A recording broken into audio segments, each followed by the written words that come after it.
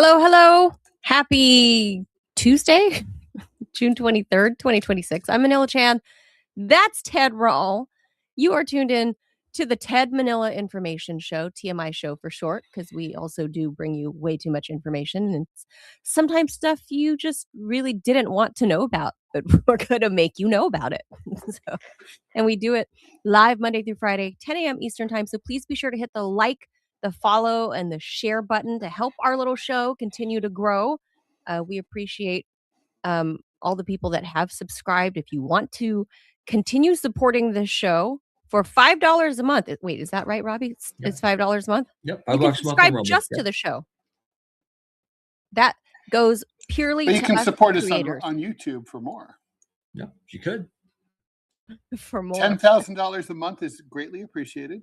Manila and I, we would prefer to get banned on YouTube. Yes. Well, you guys. Ted is a YouTube What's fan. the word? Dumb. It's like $10,000 a month. Have you ever heard how I talk, Ted? I'm obviously dumb. I mean, it's to, a ban waiting to happen. Your YouTube hatred. That's so easy to hate, Ted. Never. I'm scorned for life after they blew up my channel for no reason, and I have no recourse. So, you know. Well, you're a Russian bot. So you're evil. Yeah. Well, right now, I mean, Susie from Unfiltered with Sam. They actually contacted her and said because her channel does not align with their values, they're throttling her channel.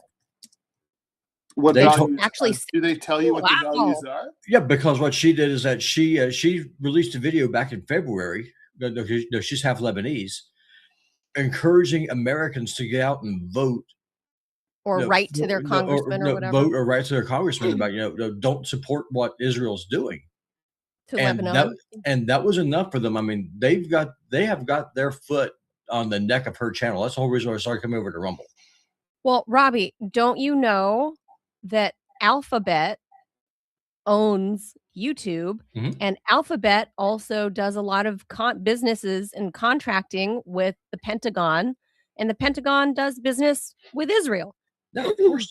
One hand washes the other. So, that's why so I mean, I'll be releasing more of her content this today over on Rumble. So, no, seriously, from the bottom of my heart, YouTube can go fuck itself. I don't know how much more clear I can be.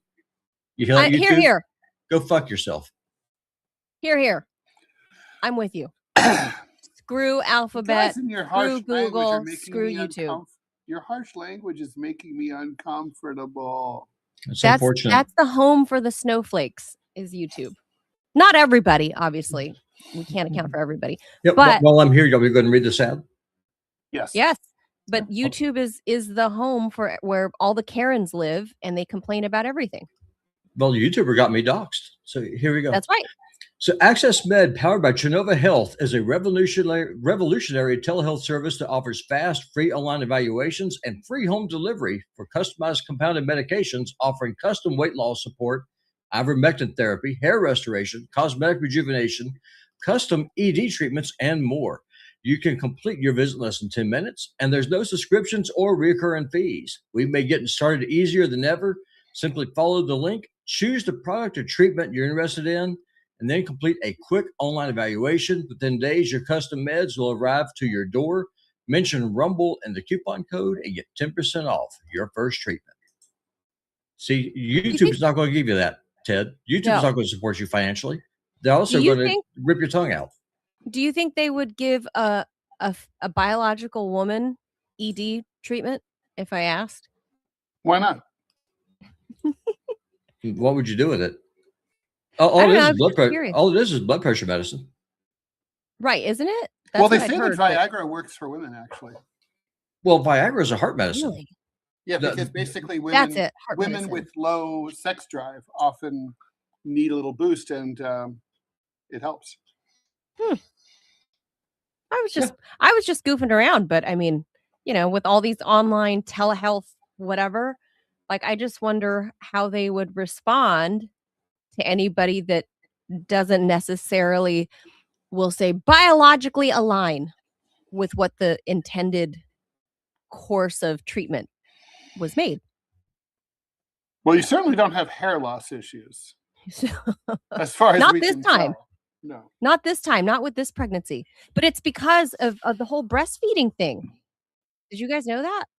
Like No, dish. moms, like my first kid, I had all you keep all this luxurious hair when you're pregnant or whatever because your body hangs on to everything and all the nutrition and whatever, so you have this great luxurious hair, and then you breastfeed and it's still hanging on to all the nutrition and nutrients and whatever, but as soon as you're done breastfeeding, your body realizes that you're not, like, doing stuff for this little human that you created, and it's your body takes an exhale, and it's like, "Okay, we don't need to do all this shit and run on overdrive," and everything just falls apart. Your hair falls out, your skin goes through this, like, regeneration, like, it just your body just goes to shit for a little bit, and then it comes back, but it takes time. Holy shit, does it take time. Um, Yeah, Kizzy lost a lot of hair because she breastfed. that's right. So, I didn't breastfeed this time, so I kept all my hair. Thank God, because it barely all grew back. You know how long it takes to grow back long hair for things to be even? It was a mess. But anyway, so this is the TMI show, and we prefer Rumble, so if you wanna support us there, we'd appreciate it. So we got housekeeping out of the way. Let's get to the first stories. Robbie's wearing his Border Patrol hat. Yep, I am. Robbie has espoused his views on how to patrol the southern border. Um, so It's ecologically sound. I don't have a problem with it. yeah, I've been having nightmares about gators lately. That must mean something. I wonder. It's because I read a story about how Disney World recently cleaned up, um, I don't know, like, they caught, like, 800 gators or something at Disney World. Did you guys know that? And they removed them after, a toddler, like a 2 or 3-year-old was sitting along, like, the banks of one of the lakes, and a gator crept up and grabbed the little boy. I remember that, yeah. Yeah, So it was, like, 2 years ago. Yeah, it was, like, 2 years ago, and well, Robbie's from swamp country in deep Florida, so I that used to swim happened. with alligators. I mean, they're honestly, unless someone feeds them, they're not going to mess with you. They're actually more afraid of you than you are of them. But that all changes when people start feeding them. It came to the bank of the shore where the little boy was sitting and playing, like, in the sand, Yeah. and it came and grabbed him. Yeah, So how do you over the explain that? last yeah, like, he wasn't provoking anything, he was just sitting there, and the little toddler got grabbed by an alligator at Oh, he was Disney just World. no, he was just he was a morsel. That's what that was. He was hungry. It's just 'cause it saw, like, a little thing, a little Yeah, creature. just Yeah, like I mean, they eat dogs a lot too. I mean, alligators. Yeah, if you believe in evolution, probably an alligator and crocodiles too. I guess there's superpowers that they can and will eat anything. That's right. Crocodilians, that's why they haven't had to evolve much in 300 million years. 'Cause They're just they basically are the same thing. And like I remember seeing a nature special where there was a crocodile, I believe in the Amazon, and it leapt out of the water from like about 4 feet up out of the water and snatched a parrot that was sitting on a tree branch. And I was like thinking, why would that giant crocodile like expend the caloric energy to get Right. a little tiny parrot, right? But it's like that's the thing about crocodiles. They're like, it's if there's food, I'm gonna get it, and it's like if it's a net benefit, it's worth it. I'll eat anything and everything. So Komodo dragons are that way. Oh god. Well, that's I don't know, because I'm talking about alligators because Robbie's, Komodo dragons are terrifying, by the way. I've seen them in Indonesia. Holy shit. Robbie's southern border moat would use up all of the gators that were captured at Disney World, but they captured, like, over 800 of them, and like, I have mixed feelings about this because Disney World happened to them, just the way California happened to the Mexicans. The gators were there. That is swampland. Yep. And It's their home. it's right, it's their home. That's what's gonna happen when you build in swampland. Disneyland should have prevented people from being near, World. especially World. babies. Disney World. Well, Disney World, sorry. I'm you used know- to saying Disneyland, obviously. Disney World. Should have prevented people from being that close to the water, especially a little toddler. But anyway, I read something recently, like in the past month or so, they were like, we've completed our gator, I don't know, hunt or whatever they called it. And I don't know what they did with them. Genocide. The purge. I don't know what they did with the gators. Ethnic I don't know if they're cleansing. relocated. I don't know what happened to the gators, but I have mixed feelings because it's like, well, Disney World is there. They should Do be we just, want they should anybody just else's mail them to toddler eaten? Just mail them to Tel Aviv and let them deal with it. We already did a story about that, Ted. They was it gators or crocs or whatever at that croc farm or gator farm or whatever in Israel? It was Egyptian crocodiles. Egyptian crocs. And Nile River crocodiles is what they were. The Israelis just like starved them all and then decided to it's the Israeli way. Right? Starve everything. Yeah, exactly. And one thing, and if it don't die, then you shoot it. Well, Modi, he did take a page out of Robbie's book because crocodiles were lucky not to have been raped. While you were on your vacation, after your baby, I'm calling it a vacation. Right. Modi took a page out of Robbie's book, and he's along the Bangladeshi border. They have been stocking the rivers with alligators. Get out! Me and Ted covered the story. We did, yeah. He did. So he took a page out of Robbie's handbook, and there's a real concern. Well, maybe that's where the Disney gators went. That the crocs might not survive, right? They'll be fine. There's plenty of different. They're different. They're not indigenous to that particular part of Bangladesh. They will be perfectly fine. I promise you. They are hardy, and so long as there's enough Bangladeshis going across to feed them, it's not going to be a problem at all. God. And if it works there, there's no reason why it cannot work here. And listen, I'm telling you, it's biologically sound. As an environmentalist, I support a very small footprint for ecological disturbance. Personally, I think that we should bring those Ganges River sharks and just put them loose in the Rio Grande. They need a fresh water supply. They need a good home. We can provide that. Well, put them in the Rio Grande. Great. The problem with your Rio Grande theory is that those freshwater sharks, they like to leap out of the river and grab people and pull them in. So they would likely be pulling in American-born native citizens who were standing by the shore. That's a feature, not a bug. Oh my God! Okay, I don't listen. I mean, no sacrifices must be made. if we're going to use bioweapons to defend the border, this is a bioweapon. That's what you need to do. And I can get with this bioweapon because it doesn't involve Fauci and a bunch of cover-ups. It's hard to cover up, 817 gators that you capture from Disney. Yeah, I want to know what happened to them all. Are they all? I don't know. Are they all probably killed shoes and purses now? Or I'm sure they put them down. But they don't go to waste, right? I mean, I'm not for killing them, but if you're gonna kill them, they can be food. Their skins make, nice whatever. Yeah, I mean, the gator skin boots are fantastic. Like they're very water resistant. You just got to oil them down occasionally. I bet. And the women like purses. You got belts, and you can eat them. I mean, I hope they didn't just sell them to the Cajuns. No, they gave them to the Cajuns. I guarantee it. And the Cajuns just took care of it. I gotta say, frankly, I don't think they. I cannot. I'm kind of on Team Manila. I don't think they should have been removed because they're indigenous. But if you're gonna remove them, you shouldn't kill them. Right? Don't. But if they did kill them, I'm going to go that extra step. If they did kill them, I hope it went towards a good cause and not just go to waste. Like it should be something entertaining, like set them loose on the red carpet during the Oscars or something. Yeah, John D. Rockefeller just offered to make us a bioweapon. I will take you up on that. If it targets illegal immigrants, he's a scientist. He's a mad scientist. If it can target the no illegal bioweapon, immigrants, that's a violation of YouTube's terms. No. Listen, YouTube, we will do it. COVID was fake. Oh my Your God. shot was fake. Stop. Quiet. Robbie, I'm not going to stop Robbie on that. The vaccine is safe and effective.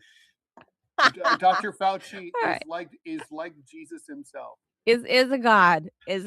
All right. With that, let's get to the actual planned show. Thank you, Robbie. God. All right. I got to go a little more on this Keir Starmer thing because Trump has been yapping about it on Truth Social. So we have to. So President Donald Trump's attack on Britain's now outgoing Prime Minister Keir Starmer for failing to help the United States in the Iran war was oddly enough one thing that did win him a measure of support at home. Why would that be odd? Well, I mean, Trump's his not polling popular is really in the bad. UK, right? No, his polling is really bad, but that's here. Like his polls went up because he criticized Starmer. Right. Which is You mean no, Starmer's polls went up. No. Trump's polls.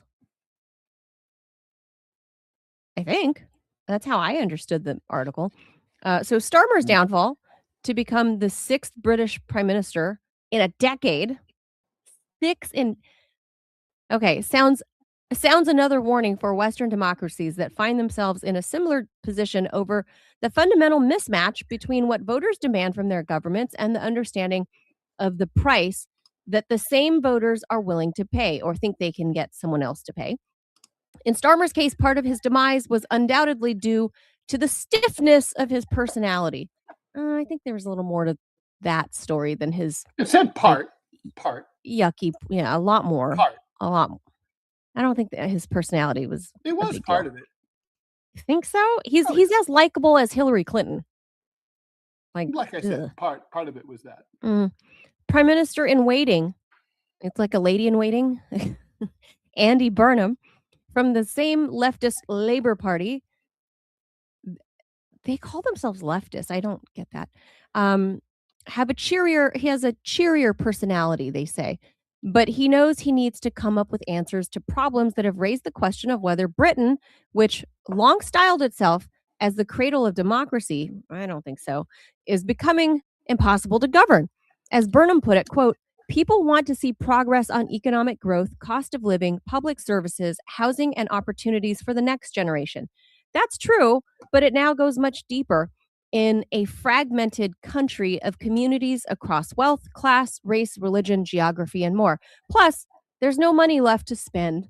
The only thing that's generally held in common is a belief that the system can provide more for everyone's pet interests than it can. Burnham didn't cite immigration, which has fueled the rise of anti-immigration parties such as Nigel Farage's Reform. For opponents, including Britain's establishment, the anger is driven by far-right racist demagogues and social media, quote, misinformation. Starmer's own attempt to square the circle with tougher immigration rules only alienated his own base. Those who think the problems can be solved by deporting immigrants are as wrong as those who think the anti-immigrant sentiment can be ended by social media crackdowns. Then there are the divisions over the green policies that have pushed up energy prices. Over demands for an increase in defense spending, over whether to reverse economically painful Brexit from the European Union, and from some on the left and Muslim constituencies for a tougher stance against Israel. Meanwhile, the state already spends more than half its income on welfare and health, with that set to rise much further as the population ages and the proportion of younger people, particularly those in work, falls. Borrowing is already sending a monthly interest bill soaring, and suggestions of more creative debt raising or new taxes on billionaires to allow more, they say, investments are no guarantee of success. In any democracy, it's a lot easier to reach power by promising to work magic than it is by being realistic. It's also a recipe for rapid turnover of prime ministers. So the article, I feel like, considering this is from Newsweek, it's written kind of clunky. Ted, wouldn't you say if you were the editor? Oh my God, it's written like shit. What a horrible, clunky this is article. What happens when you fire all the real journalists and you hire a bunch of 26-year-olds. It was fucking horrible to read right now. And Yes, I could have spent time editing it, but I'm like, no, I'm just gonna read it in all its glory. It's clunky as fuck. I don't understand what it's trying to say. Um, I think it's criticizing Keir Starmer and how it's basically telling us that why the British government is falling apart. Immigration has a lot to do with it. They can't afford it.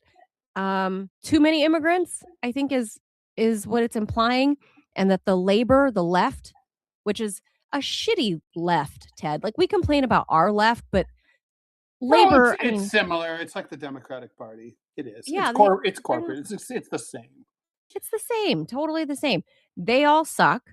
So I don't know. The only thing I can somewhat appreciate about them, 6 PMs in 10 years is kind of a lot, but I do appreciate that they can push people that they don't like out very quickly, whereas we're stuck with the guy for For the that rest of 4-year our cycle. fucking lives. We Yeah. should move on. We have other stuff to talk about that's more fun. Yeah, this one's not that fun, but that's what we're watching in the UK, and I don't know if Andy Burnham is gonna entertain Trump with the Iran stuff. I don't know if that's plays into the calculation, Ted. Do you think so? Not really. No. You don't think so? You don't think, Trump might take a because remember, he has 60 days still to work out a final deal with Iran, and in those 60 days, we're looking at getting a new PM in England Mhm. that might kowtow to Trump.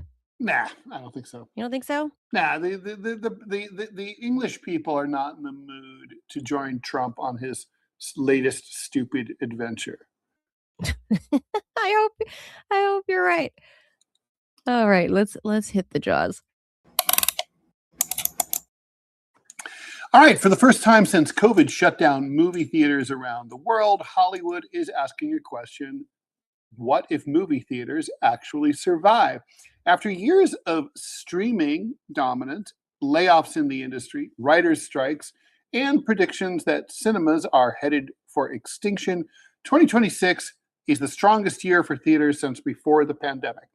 Latest sign: Toy Story 5 opens this weekend to a massive $160 million domestic debut, $312 million globally. It's the biggest opening of the year so far and the biggest in the franchise's history. So for the first time in years, theaters are not being carried by a single blockbuster movie. Family movies, horror movies, animated originals, biopics, sci-fi adventures, and franchise sequels have all posted strong results. Industry analysts say that the box office in the US is on pace for its best performance since before COVID in 2020. Total domestic revenue has already reached $4.5 billion this year and could approach the $10 billion mark if current momentum continues. So what's the surprise here? It's that people are leaving their houses to go see movies. For years, conventional wisdom said that streaming had permanently changed market consumer preferences. Why spend $15 on a movie ticket? Ha! Good luck finding a $15 movie ticket.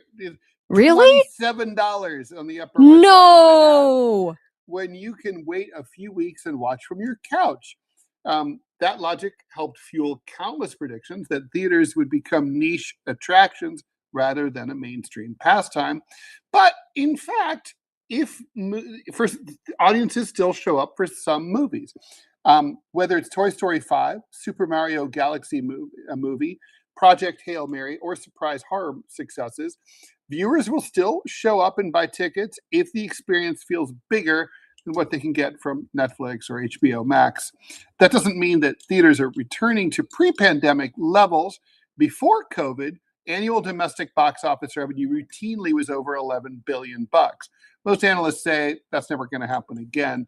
Streaming isn't going away, and consumer habits have permanently changed. But it may be that movie theaters are still part of the equation, and are not going to be completely dead as a doornail.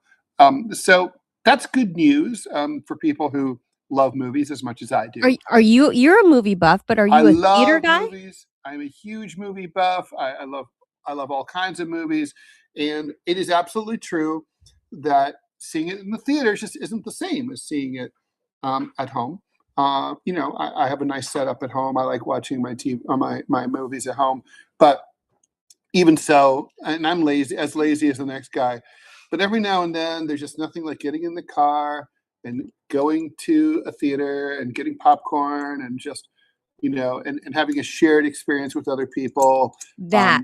It's that communal thing. Even just I hearing the think it's that. reactions, the audience laughing or crying or whatever, it's a huge thing. Not to mention, we live in an age now where we have the highest resolution, right, we've ever had as moviegoers, right? Like the level of the graphics is above and beyond. And like you can't, even on a good 4K home system, it's not the same as the movie. Yeah. So it's like, so if you care about the visuals, it's not going to be the same, but I mean, it's cool. It's a little old timey. I've even noticed that there's a sort of a renaissance in drive-through drive-ins, drive-in theaters. Yeah. So yeah, that started becoming a thing, at least in the DC area, because people wanted to get out of the city, and it started becoming a thing, like drive-ins outside of the DMV metro, which is a 30-mile radius. People would drive far and away because of COVID to go watch a movie at an old-timey drive-in, which I think is cool. I've never actually been to one. The one that I grew up I have. near one. Yeah. It shut down before I was old enough to actually. Maybe they took me when I was a kid. I don't know, but before I was old enough to remember, it was shut down and turned into a swap meet, which was cool. I was forced to work at the swap meet. Child labor. That's too bad. Asian child labor, yeah.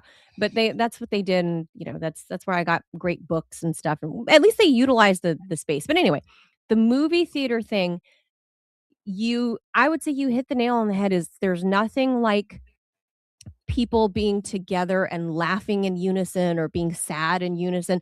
It's the little bit of community that we have left, Ted, because everybody is. I mean, you can ask Robbie about this. It's like church. You can pray privately, but church, and there's nothing wrong with that. But the communal experience of attending services is different. Yeah, I'm not into that, but I'm into praying privately. But when it comes to like going to a concert, like nowadays concerts, they show them on Netflix or whatever now. They do like a whole concert experience, like Taylor Swift Eras Tour or whatever. They do that at the movies too, right? You can go and see like then they show it. They show the concert. Yeah, Michael Jackson. Oh, yeah, but I mean that's not the same. Like, why would you go watch a film, like a documentary almost, of the concert? It's not the same as being at the concert. Well, if it's a concert, if you live in like a place where you don't get a lot of concerts, or you're too old, or you're too young and you missed it, you want to see what the Rolling Stones were like in 1972 or whatever. Yeah, maybe. I mean, I don't know about, maybe historically, yes, but I'm saying like now, like Taylor Swift's Eras Tour or whatever, that becomes a box office hit. Like, that's bizarre to me. But it's the communal thing that I think a lot of the Gen Zers are missing out on. Like people like you and I, Ted, we grew up in an analog time, and we dated from meeting people at bars, and we went out like normal. We went to school and college in person, right? That's how we met people. We socialized. The Gen Zers, this is like one of their very limited ways of having this communal experience. Or like when I was a teenager, like or as a kid, TGI Friday, like they would have whatever program, like family programming. Remember, every Friday night? No, I don't know about this. Well, you would have been like in college at that point. Fridays was like family programming of like Family Matters and stuff like that. Really, that's like on a big projection screen TV. No. I just mean like it was this TV show lineup that everybody. Oh, I thought you thought at school at the food chain TGI Fridays. No. I mean, like it was called. They marketed the whole thing as TGI Friday. Like, thank goodness it's Friday, because you're going to get all these shows back to back to back, like all the hottest shows on, I don't know, maybe it was ABC. But that was an also shared Well, that's like communal must experience. see TV, right? That was like Thursdays. Thursday was NBC's. Was it NBC? Yeah, NBC, where it had Friends and whatever, Seinfeld. and all of that must see TV. But that was later. But like it started out in the 80s, and then you'd go back to school on Monday and tell all your friends, like, "Did you see Steve Urkel did But whatever?" that's not a communal experience. You're sitting at home watching it. No, there's that level. I'm saying that you had something to share that you all watch, because there was nothing else to watch. There were 6 channels to watch, right? True. Mm-hmm. So this generation has, Gen Alpha and Gen Z have a bazillion things they can watch, and nobody sees the same thing. It's not very likely that your friend watched the same thing you watched on Friday. So it's kind of nice to hear that people are going back out to movies. I'm not a big movie buff, much less a movie theater going person. I don't like the crowds. I don't like feeling trapped, like, next to a bunch of strangers. I don't like that. So, People unless I kicking the can back of your seat. oh god, I hate that. So, unless it's one of those theaters, I make it an event that you can pick your seat before, like, you buy Oh, what about the that ones? seat. Do you ever go to like the ones where you can like get food at your seats, like where you can get a burger or Yes. whatever? In Los Like Angeles, Alamo Draft House. So I good. forget what it's called, but in Los Angeles, like, we started doing that many, many, many years ago when I still lived there, and you would do that. You buy the seats that you want, and it's Yeah. like recliner seats, and you So can good. eat like a whole steak and whatever. Totally. Like, you have a mini table in front of you, like, it swings around. That's a movie-going experience. Like, Yeah. short of that, you're like, "What is this? Slumming it? No, thanks." So good. Yeah. Yeah, we actually went to the movies this year for the first time in forever. And What by did you we, I see? mean me. But well, the first movie that we saw was, and Ted, you'd actually enjoy this movie. I recommend it to you. I don't know if you watched it. A Great Awakening. Incredibly good movie. It's about George Whitfield. He's probably one of the most powerful preachers like in history, and you can really make the case that he's the one that actually started the American Revolution. That's how powerful of a preacher it was that he was, and he was good friends with Benjamin Franklin, who is like Ted is an atheist. So it's like a Robbie and Ted um, movie set back before before the Revolutionary War. Incredibly good movie, very well done. Highly recommend it. A lot of your Christian movies are very preachy and they're very cheesy. This one is not. It is a historical drama. It's well done. By the That way, speaking talked of about a which, pastor. how come no one's ever done like there are so many like classic, great cast of thousands religious movies like Ben-Hur, The 10 Mhm. Commandments. How come no one's ever done, I'm not even kidding, like a really straight biopic of Jesus? I mean, a good one. You know what I mean? Like Yeah. The Passion of the Christ, I think is Oh. seriously worth seeing. I think it's excellent. Yeah. But why? I mean, I know Mel's working on a sequel now. It's supposed to come out like very soon, but like I don't know, or prequel or something. But there's no like. I mean, you would just think that like Christ deserves like 10 or 15 biopics, right? Well, I think a big reason is we don't know really anything about his early life.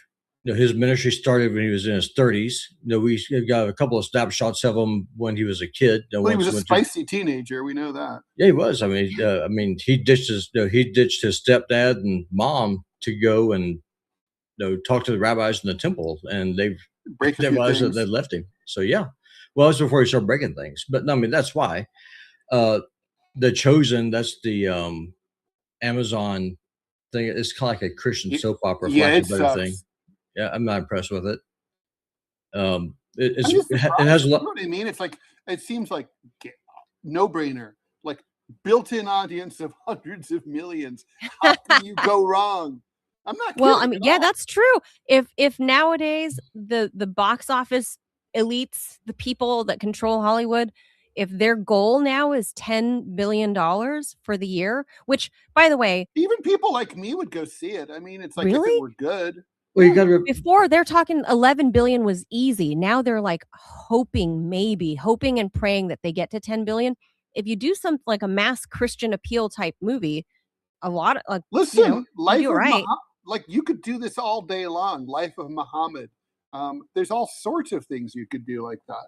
Well, Muhammad has a super interesting life. I mean, the dude was a warlord. I mean, he Mhm. was. I mean, you can. Yeah. Maybe those Yeah, movies I mean, exist. no, and we he, just no, he, don't no, know. he was. And people are curious, and they know they don't know about it. And No. this is like they don't want to read the book, but they would go to the movies for 2 hours. But would they go to the movies, or would they wait for it to stream? Something like Some that. of them would. A lot of them would wait for it to stream. But if it was one of those like, beautiful productions filmed in Jordan, like that kind of thing, people Right, would with go. Petra in the background, and it's Yeah, like, exactly. Lawrence of Arabia style. Yeah. Me and Thomas, we went and we watched the Mortal Kombat 2 movie there at the theater. Most video game movies are very cheesy. This was actually was well done. It was a lot of fun. really? Oh yeah. Most video game movies suck. Look, I think they the just thing do. is, subject's not important. I don't watch sports ever, but some of my favorite films are sports movies because sports are a great topic for film. Have you ever seen Mr. Baseball? No. Oh, you got to see it. It's Tom Selleck. You've got to watch Mr. Baseball. Oh yeah, I know what you're talking about. Yeah, I need to see that. There's just a washed up pro baseball player gets traded to a Japanese team, and Rocky it's just franchise is great. just completely awesome. The Great Natural movie. is great. 8 Men Out is great. North Dallas 40, great. No, but I think that to answer your question, like why they would not be able to make a real movie about Christ is because if diversity is our strength and you have to include everybody, Christianity, that is going to cause a lot of problems. Because if you have a movie that comes out and says, I am the way, I am the truth, I am the life, no one comes to the Father but by me, that's not an inclusive statement. And so that would just cause a lot of backlash. And also, if you figure it's all the Jewish influence that's there in Hollywood, are they going to finance a movie about a man that they say that's boiling in hell and shit in excrement? The answer is probably not. That's one of the reasons why the Passion of the Christ, got and still continues to get a lot of flack because it's considered anti-Semitic, which, by the way, it is because Christ is king, and that is anti-Semitic. That is an offensive statement to Jews. But I mean, and with that's true. And with that, we'll leave that movie talk right there. So, Okay. But sorry, Robbie, we only have like 20 minutes, less than 20 minutes left to get through the rest of the topics. But yes, I swear I'm gonna let Robbie like tape his own like Rumble Premium episode of him ranting about like this topic. I swear, just let him do it. Just let him have it. What do you think? It's not Ted? even a rant. I genuinely, I do find it mystifying just because there'd be so much money to be made. No, I agree. Robbie has a lot of insights. Obviously, he's the only practicing anything of this group here, but practicing Christian and very serious fundamentalist Christian. So, I mean, he knows a great deal. He's a voracious reader, so he knows a great deal about this stuff. But this one is a Manila topic, another food topic. So, if you were a high school, if food marketing were a high school yearbook, some products would win most likely to mislead. Every year, millions of Americans buy food wrapped in what nutrition experts call a health halo. Products that look healthy, sound healthy, and are marketed as healthy, but often aren't much better than the junk food that they're supposedly replacing. Take, for example, granola bars. Many people see oats, nuts, and words like natural or whole grain and assume they're making a smart choice. In reality, some granola bars contain as much sugar as a candy bar, along with highly processed ingredients hiding behind wholesome packaging. Then there's flavored yogurt. Yogurt itself can be a nutritious food. The problem is that many flavored varieties are loaded with added sugar. Some contain nearly as much sugar as a whole dessert like cheesecake. Just eat a real cheesecake. Don't eat cheesecake flavored yogurt. Just eat cheesecake. Like, just seriously. Because it's loaded with added sugar. Same thing happens with smoothies, protein shakes, acai bowls. That's such a thing in California. What'd you have for breakfast? I ordered an acai bowl. Acai bowls, veggie chips, vitamin water, and Not the, sorry, 50 Cent. I'm not talking about your product. Don't sue me for libel. We're talking about vitamin waters, like these flavored beverages that claim they're water, not your product, vitamin water. It's fantastic. I love it. Thank you, 50 Cent. Vitamin waters and sweetened oatmeal packets. They often start with genuinely healthy ingredients before being transformed into calorie bombs with sugars, syrups, oils, other flavorings, and of course, oversized portions. Perhaps the biggest lesson is that food companies have become masters of highlighting one positive trait while distracting consumers from everything else. They'll say low fat, gluten free, protein packed, organic. Those labels aren't necessarily false, they're just often incomplete. A food can be organic and still be loaded with sugar. It can be high in protein and still be highly processed. It can be gluten free and still be nutritional junk food. That's a new term, Ted. Nutritional junk food. It's ridiculous. I mean, yes, okay, so they're not illegally false, but Right. my big beef with fucking labeling in like the supermarket. This is what I would like RFK Jr. to step in. You should not have to be a fucking like linguist or a lawyer, right, to try to discern these things. I want RFK to step in. Anyone should be able to walk to something and very quickly suss out whether it's healthy or not. They shouldn't have to read the ingredients. It should be Google like, the words, Google what this means. Yeah, no, I mean, people aren't going to do that. They can't be expected to do it. It's unreasonable. It's like the government should be in the business of labeling these things, with some kind of protocol. It could be like a 1 to 10 scale. I don't know, color, something. But you should be able to look at it and be like, oh, like this be super healthy. This be less super healthy. This is gross and will kill you. Like there should be something that just lets you know that. Such deceptive marketing, and that's organic one of the doesn't mean much at all. Our cement no is fucking organic. I mean, it comes no from like the earth. That's what I would like to see Kennedy really step in. And this I think would fall under USDA. I think this falls under USDA, right? Like the food labeling and stuff. That's USDA stuff. But still, that's all under HHS. It's under the HHS umbrella.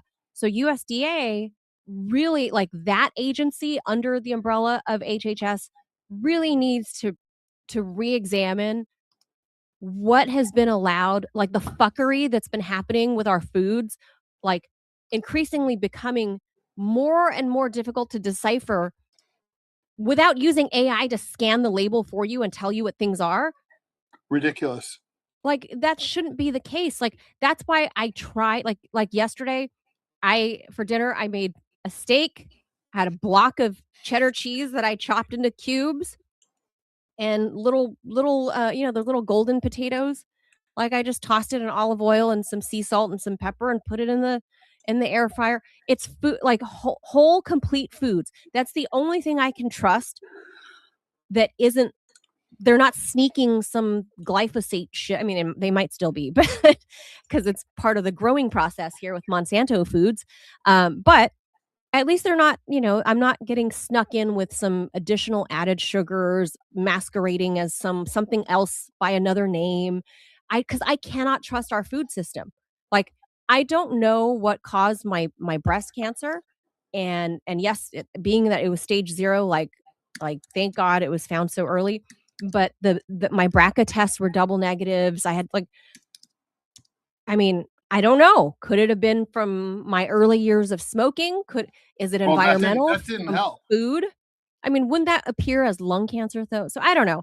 I'm trying to narrow down what happened, what environmental trigger happened to me, right? Like, so I'm trying to eat foods that I can pronounce without the help of ChatGPT explaining what it is before I buy it. So this is where I would most like to see RFK step in, because if he can't force the hand of the food companies, right, like Kraft or whoever, if he can't force their hand, what he can do is change labeling law. Like you said, I don't know what that would be. If it's like you get a 1 star for being most whole real food, or 5-star rather, and then a 1-star when the further away you get. Like, I don't know what it would be, but he can change labeling law. He has that within his power. That's why the story yesterday about the Norwegian soccer team bringing their own fucking cargo ship of food because they don't want to eat our slop, that should say something about like America and like why our healthcare costs are going through the roof. We have no like, Medicare is spread thin for very many reasons. But then Social Security, Ted, you might be able to get a little bit of it. I might be able to get a smidgen, but by the time my kid is grown, that system's going to be fucking bust. And because we're spending all of that money on the existing boomers who grew up, who decided to eat microwave meals in front of the TV microwave meals like that. Oh, this is fast and normal. Let's eat this. And now they all have like some form of cancer of some sort and they're all living to be 100. Yeah. And we're paying for that. Well, let's not do that to the next generation. RFK Jr. can change labeling law. But obviously he can't. The Trump administration only has 2 years left. It's going to be hobbled after the midterm elections. They're going to be spending the next 2 years in federal investigations and maybe impeachments and stuff. Probably impeachments. So all of that, I mean, they're finished. RFK needed to come out like a monster, like immediately last year. And that just didn't happen. Obviously, there's so much pressure from big food and big ag. Oh, yeah. They're just not letting it happen. They're breathing down his neck. I'm There's sure. just no fucking way. Nothing's going to happen because the administration didn't make it a place where they wanted to spend political capital. And it's too bad. I mean, while Trump was fucking around, sucking up to the Israelis and starting stupid wars, we could have been declaring war on the number one killer of Americans instead. But heart disease, in case people literally, didn't know. the terrorists are not Muslim. The terrorists are working at big food. Yes. Oh my They're God. killing us by the millions. They're killing us all.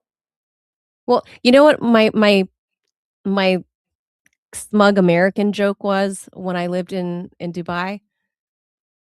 When you go to any mall, even the highest end luxury mall, and there are many in Dubai, you go to the food court, you're going to see tasty brands, right? Which is like KFC, Taco Bell, whatever. Of course. Or Yum, sorry, they're Yum brands.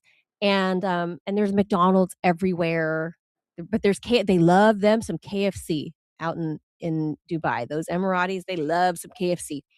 And you look around, and this is like almost 20 years ago, Ted. I'd look around and I'd see little fat, misbehaving Arab kids wearing white dish dashes, the little boys running around, right, wearing those white gowns, right? And they're kind of adorable with their little cherub cheeks, but they're little shit asses because their parents won't like get them in line. But they're all fat. They're all like fat, portly. And I looked around, every place I went was American junk food everywhere. And they were all queued up. It was only the local population queued up to go buy KFC and stuff. I wasn't in line there. I was like getting a salad or something like, and I'd be like, oh my God. So this is how George Bush wants to kill everybody, wants to kill all the Arabs. We're just going to export. The war on terror is moving along nicely. Oh my God. I was like, oh my God, that's how they're doing it. We don't need to drop bombs on them. We're just going to drop calorie bombs and kill the next generation. Manila, we have 7 minutes left. We have one more story. Yeah, it's a sad story. So anyway, this is like a shitty thing about all of our foods and it affects all of us. So, and JDC says the Europeans bringing their own food here says more about European smugness than it does about our food. No, it says about our food too. It's two things can be true at once. They're not mutually exclusive. They both can be true at once. And also everyone's like packing ranch dressing. Ted, did you know that? I did know. Yeah.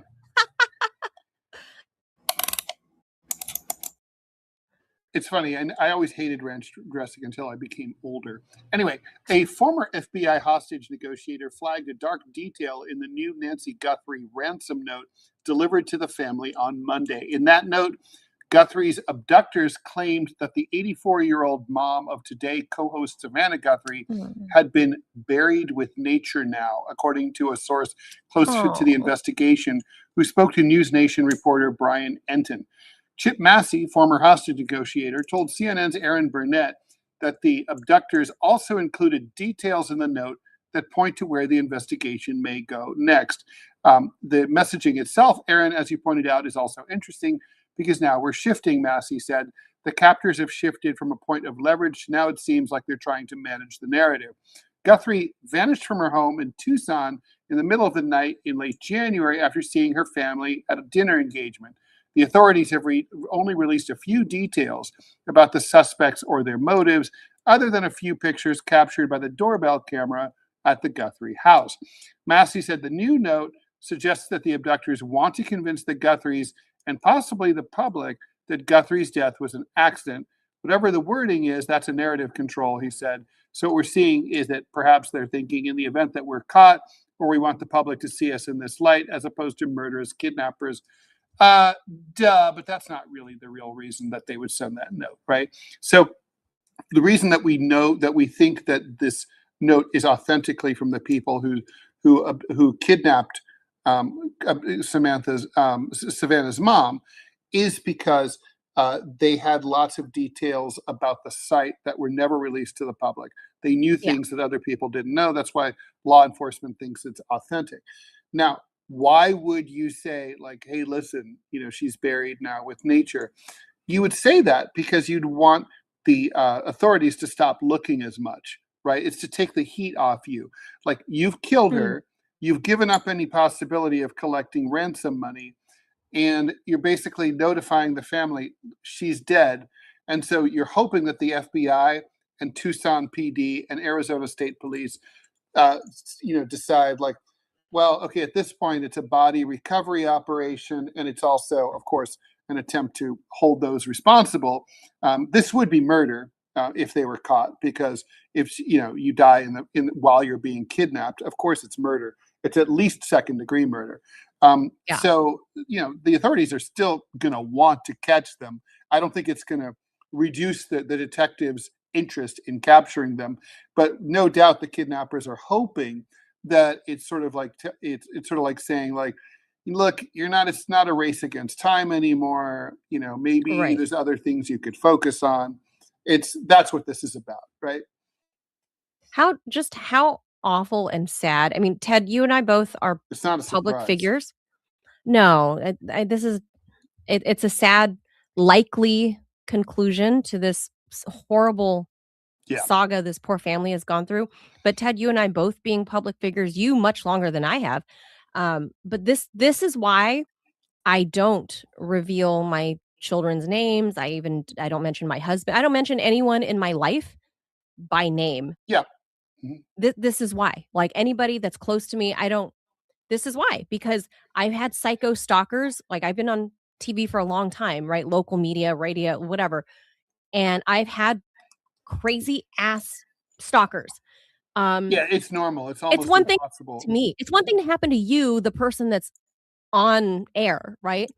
It's another thing to weigh on your conscience that your child, your mother, your father, whatever, your loved one, that they're put in danger because of you, because of your career choice. Now that I totally feel that way. Like, come after me if you want. I mean, I'd rather you didn't, but but please leave the people I care about alone. It's not, they have nothing to do with it. It's not fair. It's not their fault. Yeah.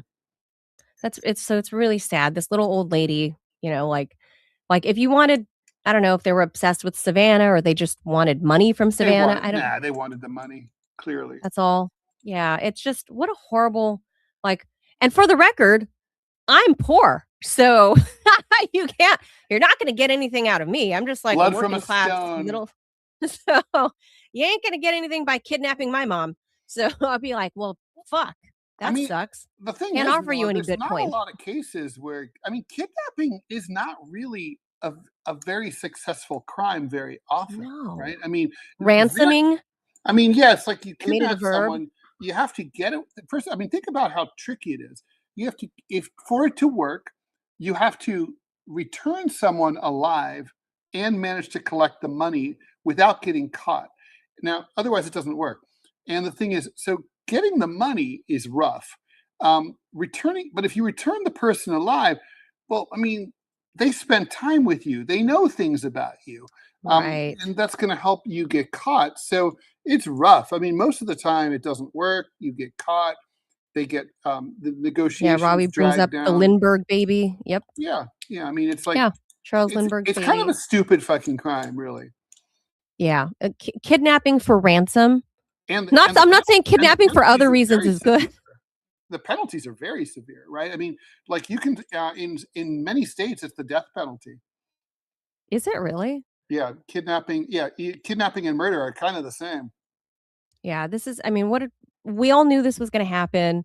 The story's kind of faded. The little yellow ribbons they were all wearing is kind of faded. But I think everyone over time, like after the first, 2-3 days, you can pretty much bank on that person being donezo, right? So I think Savannah Guthrie's family knew because they put out that weird Instagram statement or video because they received this letter telling her family that mom was now with nature quite a while back, but investigators are only now releasing those details. I don't know why. I don't know about the timing, but the Guthries have responded and said, we came to terms with that a while back, and like how awful. But that's the shitty thing is like the fame, the fortune, but at the end of the day, like your mom, your kids, your family, that's all that matters. And that's why I never, ever, ever brought my mom on air, never brought my kids on air, never, don't want to do it, not going to do it. I brought my mom on air, but did you? Well, I would she's have felt passed terribly now. sorry for anyone that ever tried to fuck with her. She would have eaten them like a fucking crocodile. This is why I don't, when I talk about, it's in Robbie's case, like it's his choice if he wants to name his kids, or his kids are kind of older now and they can choose if they want to be on air. Ted's kid, I don't name Ted's kid. I know Ted's kid. I don't name Ted's kid for this reason, because Ted has ruffled some feathers over the course of 30 years. It's been known to happen. So you just never know what kind of people are out there. And this is a stark reminder, and it's sad and gross. But anyway, what a downer way to end Tuesday. Sorry. Tuesday. All right. Ugh. All right. That's it for us. We'll be back mañana. Weird News Wednesday. Look for weird news, Ted. It's weird news every day on TMI. On the TMI show. Yes, it's a lot of weird stuff. Wednesday. It's every day. All right. All right, everybody. Thank you for being here. Bye, Adios, amigos. Bye. Ciao.